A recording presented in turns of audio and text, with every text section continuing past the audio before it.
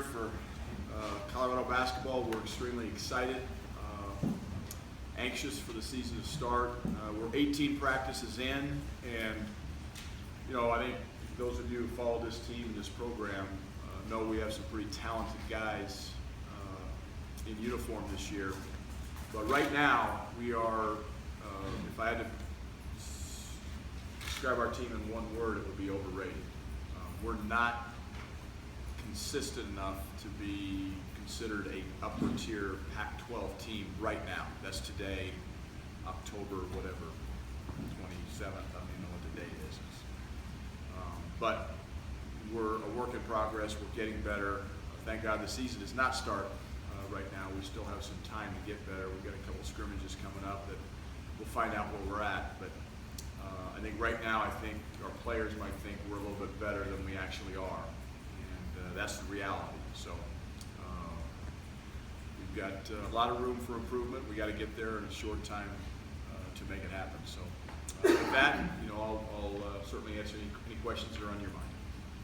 Is that common at this time of year, players thinking they're better than they actually are? I think with experienced teams, and with teams that maybe, again, in today's world of social media and information and how it travels, and I think it's probably a little bit more that way today maybe than it was 15 or 20 years ago, before the onslaught of all the ways that kids communicate and get information, like they do today. And so, yeah, I think it's pretty common. I think you talk to a lot of coaches that have teams that have external expectations on them. Yeah, they probably feel the same way. Coach, yeah, what are some of those? Coach kids that tell them they have a chip on their shoulder because people don't believe in them. Yeah. How do you switch that and coach kids who everybody thinks they're going to be good? Well, I think you got to be harder on them, and you have to be more demanding, and you have to be truthful. And that's why, again, we film every practice that we didn't have a great practice today. And again, this is a time of year too, as a coach, I've got to step back and really analyze things, because I'm usually in a bad mood after practice, because we got a gold team and a black team that are playing against each other, and the nature of coaching is, the gold team wins, I'm mad at the black team, and vice versa. So, but what I'm looking for is guys to separate themselves with a consistency factor that I haven't seen yet. Maybe one or two guys, maybe, but those one or two guys that I think are separating themselves might come back and have a bad practice, or do some boneheaded things the next day, and I'm questioning that. So looking for separation, and right now haven't quite seen it. Consistency is where we need our work, because we've got some talented guys, we've got some guys that understand what needs to be done. They just don't do it consistently. Coach, what areas on the court do those inconsistencies fall into? Defense, showing on ball screens, switching on ball screens, guarding the ball. I might guard the ball really well this possession, next time I get blown by. Rebounding, we're charting every offensive rebound. Am I going? Am I pursuing the ball the way I'm supposed to be pursuing the ball? We want to be doing that at a 90% clip. We're not even close to that. We're like at a 40 to 50% clip as a team. So, again, the reality factor is we're not getting it done, and that reality is going to become painful if we don't figure it out between now and the time we start playing games.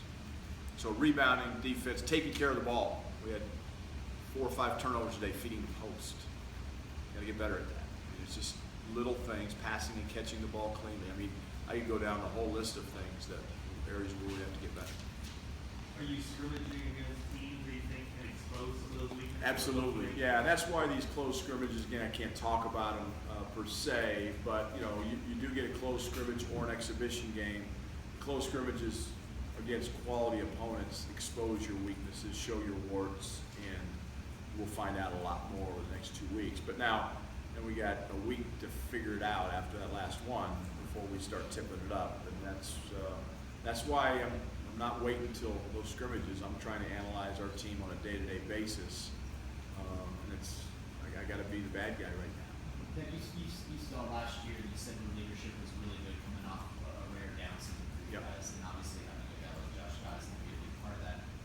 how do you see that kind of molding this season, and who are some of those guys that you're going to really expect to have that part of the process? Well, we have 4 fifth-year seniors: Xavier Johnson, Wesley Gordon, Derek White, and Josh Fortune. So I expect those guys, being their 5th year in college, 5th year of college basketball, to understand what leadership looks like, what needs to be done. George King is a 4th-year junior. He's in his 4th year. I expect it to come from him as well. So I would say those 5 guys: Dominic Collier, Tamasaki Ezeli, 2 point guards, need to have leadership qualities. And I always said it, when Josh left, Josh Scott, is that we can replace his production, his points and his rebound. Well, what the question mark is, can we replace his leadership? And I'm not sure of that right now. That's a big question mark with this team. The only way we're going to find out is when adversity hits, and that's the only way you find out what kind of leadership you have, is when that happens. And I don't know when that's going to happen. It could be November the 11th against Sacramento State. It could be in the next 2 weeks, one of these scrimmages. But adversity's going to hit us. Then I'll be able to answer that question. But right now, it's an unknown. You were just in San Francisco, back-home media day, seeing all the coaches and the players. Can you evaluate what you think this league looks like? League is very, very good, very talented. There's very good coaches, and the coaches that don't win move on. But you look at the players coming in to the league.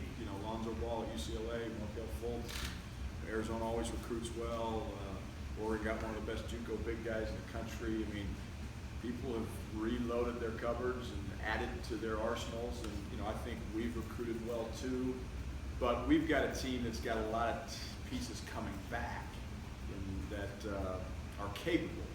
But our players, maybe they think they know, but this league is no joke, and the margin for error is very thin, and little things make a difference. And right now, we've got a lot of little things that aren't being taken care of that we have to get better at. But the league is terrific.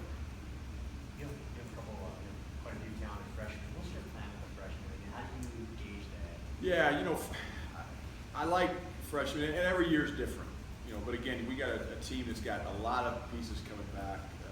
Xavier Johnson coming off his Achilles, Derek White sitting out last year, who again both 5th-year seniors. To go along with Wesley Gordon and Josh Fortune, we got 8 guys returning, so those freshmen are certainly going to help us and infuse some energy and some talent. They have, but how much are they going to contribute? How many minutes are they going to get? We're kind of in a nice position where we don't have to count on them, but whatever they give us is it's almost like a B12 shot. It's that shot in the arm that make us that much better. We'll see how that plays out. But I think Bryce Peters, Deleon Brown, Lucas Seward, and Dallas Walton's done some nice things. Now Dallas, possible red shirt, we'll figure that out in the next 3 weeks. Those 4 guys are really talented. They're going to have good careers in Colorado. But what kind of freshman year they're going to have, I don't know. But most freshmen have ups, they have downs, they have inconsistencies. But those guys are all talented. They're going to help us, whether it's this year or certainly in the future. Ted, do you guys look at point guard as an area where obviously you want to improve all kinds of facets of the game. Is that going to be a really good key for you guys improving this? Absolutely. Yeah, I think our point guard play has to be better this year than it was last year for us to continue on our upward trajectory in terms of postseason play, advancing in postseason play. Dominic Collier is a capable player, going from an underclassman role as a sophomore to an upperclassman as a junior. He's got 2 years of college basketball experience, had a good offseason in the weight room. His body changed. Tamasaki Ezeli, again, going from that freshman year, and a foreign kid goes through a lot more of an adjustment even than a domestic kid in terms of that freshman adjustment. But Thomas is much more comfortable this year. We've added Bryce Peters and Deleon Brown some depth, that can help. Derek White is a guy who can throw him in at the point if we need to. So got a lot of depth there, a lot of choices, a lot of options, but whoever emerges, or the 1 or 2 guys that do emerge, I said this, in San Francisco, that position is very well manned. Now it has to be very well played, and that's the step. That's the step we got to make. Coach, with your non-conference schedule looks very comparable to last year, with maybe the one exception being getting a team like Xavier coming here. How do you feel about the schedule? What's it mean to get a big time program like that at your home court? Yeah, I mean, I promise, our players have no idea how good Xavier is right now. They have zero. Xavier right now would beat us by 20. It wouldn't even be close. Our guys don't understand that. They're going to find out. We got some time, hopefully, to figure that out. But they're terrific. Notre Dame in Brooklyn on the 21st of November is a pretty good program, pretty good coach. I mean, we got to have it strapped up. Sacramento State, I'm nervous about that one on November the 11th. I mean, that's how I feel right now as a coach. And I know that's coach speak, and you guys probably chuckle, but that's the reality of where I'm at. And again, we've got talent, we've got these quote unquote expectations, but I think they're a little out of whack right now. Zach, with all due respect to the history of the program, you came into one where there were maybe light expectations, and you changed the dynamic considerably now. Does that act as an inspiration for something or other? Every year you have to raise the bar in a program. Can you just give me a sense for how expectations have changed your mindset and that of the program? Yeah, I mean, I think if you talk, Bruce, to people that have been around here before, before it's like we've had that chip on our shoulder. We've been the underdog. We've been that team that everybody's counting out, and you can really inspire a group of guys a little easier that way. But now with those expectations grown, and now people do expect us to go to postseason play. They do expect us to go to the NCAA tournament. They do expect us to now advance. Your program's either getting better or it's getting worse. It's not staying the same. And we all want to get better. And for us to get better, to make that next step, it's not easy. And it's not going to be given to us. It's not going to be handed to us. And it's not going to be tweeted to us. We're going to have to go out and earn that. And we're going to have to beat people to make that happen. And we're going to have to do it on a consistent basis. And that's where we're not where we are right now. We're not consistent enough to say, okay, people need to come hunt us. We still need to be the hunter, in my experience. They picked us 5th. So, but the expectations have certainly grown. They've grown internally with coaches, players. They've grown certainly externally with media and fans. And then I think they've grown with recruits. I think we're going to have a great recruiting haul in November, and that's as a result of the expectations of this program getting bigger and better. I'm hearing from you lack of consistency, and that's the bane of any coach and coaching staff, especially when you have experience in the program. Is that the lack of balance that you've got going right now? That's the lack of balance, absolutely. And look, I could be way off base. I could be, and I hope I am. If I am, it's good for everybody. But I just haven't seen the separation in practice. And again, I think some of our guys have the idea, we got the Allen Iverson approach to practice right now, and with all due respect to Allen Iverson, he's a hell of a player. But the fact is, we've got to bring it every day. And whether it's Sacramento State on November the 11th or Xavier on December, whatever, and then once we get into Pac-12 play, it's on. But we can't wait till then, and that's the one thing about, I think, our league. You mentioned the league is it's November and December are so important for a basketball program and a set of programs in a league like the Pac-12. One of the reasons we got 7 teams in the NCAA tournament last year is every team in the Pac-12 had a great non-conference showing in their schedule, and it's important that we do that. It's important for ourselves, because those of you who were around 6 years ago when we didn't get in, we were the #1 seed in the NIT. That's not a good feeling. So we've got to make sure we have a good non-conference for ourselves and also for the league. Dad, Derek White's been practicing now for a long time with you guys. What are your expectations when November 11th is? Yeah, and again, I don't like to hype guys up. Derek's a terrific player, and all I can say is he's worth the price of admission. He's a guy that is a coach. When he's got the ball in his hands, he's going to make the right decision 9 out of 10 times. But what makes Derek White such a special player is when he doesn't have the ball in his hands. And the lost art of basketball today is guys moving without the ball and playing without the ball. And that's what Derek White does at a level that's so much higher than the average player. And that's what makes him so dangerous. He's dangerous with the ball, but he's almost as dangerous without the ball, reading screens, making cuts, blocking shots, getting rebounds. He's terrific, and I expect a lot out of him. His teammates have a lot of trust in him. Again, I'm not going to hype him up, but I'm just saying he's very good. In the past year, 2 years ago, I think you had some detailed talks with George Carl in the offseason about the game of basketball, where this program's going. What was your offseason like this year? Who did you talk to? Did you have any of those, I guess, revealing moments? Yeah, watched a lot of film with our team, Bill Greer has been a great addition to our staff. Obviously we lost a really good coach in Rodney Phillips going to the University of Denver, but Coach Greer has been a great addition. New ideas, new thoughts, new energy. Sometimes change can be good, even when you lose a good coach.